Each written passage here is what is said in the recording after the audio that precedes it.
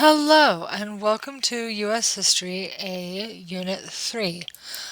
This is honestly one of my favorite units, and I know that I say that every time, but this really is honestly one of my favorite units because it talks about westward expansion, and really, it's pretty easy to argue that westward expansion is the reason why the Civil War happened. And the Civil War is actually another one of my favorite units. I love talking about the Civil War. Um, I did an entire year while I was teaching in a brick and mortar school of studying about westward expansion. And we went from the French and Indian War, which was the West at that time, all the way to, the Lewis and Clark expedition and to the Civil War and to all of that cool stuff. And I love the idea of the West in the United States. And I think that kind of the United States was founded on the idea of the West, the idea of the unknown, and the idea of we have we have some of the unknown that we are trying to conquer. And that's kind of the American dream in a way.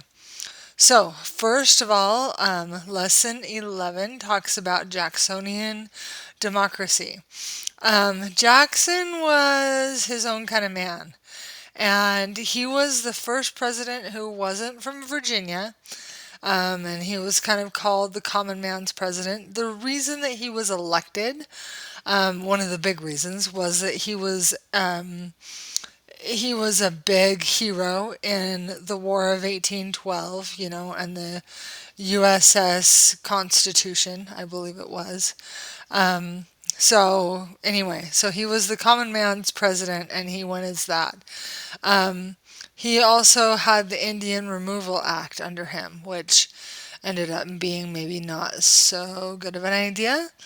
So there's a lot of controversy um, over Jackson and over what he did to the presidency, and a lot of it is not very good. Um, okay, and then we talk about Texas and the West. Texas kind of had a revolution of sorts from Mexico, and they left Mexico because they didn't feel like they were treated correctly. And there were a lot of fur trappers in the West that kind of founded the West and kind of made it a place where other people felt like they could go. And they were kind of the first people in the West, besides Lewis and Clark, who looked at a very small part of it. They really looked at a larger part of the West and contributed actually quite a lot. And I have studied fur trappers in in a lot of detail, and there are some good stories. There are some lot of fun things about fur trappers as well. The Mexican American War, don't forget the Alamo, right? There is no basement in the Alamo, as they say.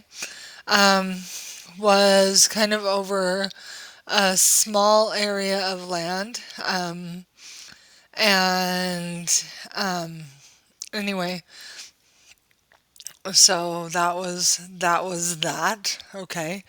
And we felt really good that we came out victorious of the Mexican American War, as victorious as we did, I guess. The abolition movement. Okay. Um, oh, this is also a thing that you will talk about with the Mexican American War, and that is Westward Manifest Destiny. Okay. And I love this cartoon of Manifest Destiny. And I love this is the woman Columbia right here. and she is going west, as you can see, and all of these things are following her. We've got the trappers, we've got the railroads, we've got settlers, and then these things are running away from her, like the Indians and the buffalo and stuff like that. Okay. So Manifest Destiny was the idea that, hey, leave us alone. We're in charge of, we, meaning America, are in charge of settling this piece of property from the Pacific coast to the Atlantic coast. Okay. So, lesson 14 is about the abolition movement, which started with the West, okay, with the Compromise of 1850. Now, we had some states that wanted to join the Union. However, that would upset the boundaries of the slave states and the free states. Okay. So, yeah, typically we would think, states joining the Union. That's awesome. That goes along with Manifest Destiny. Look how cool that is. Okay.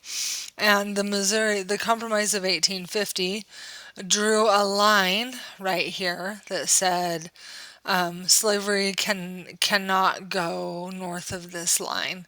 Didn't last very long, but that was how that was. Okay. Um, and so yeah, here it is. Okay, and then we also had some sectional conflict. Sorry. We had the Dred Scott decision, which I've heard of described as one of the worst decisions that the Supreme Court made.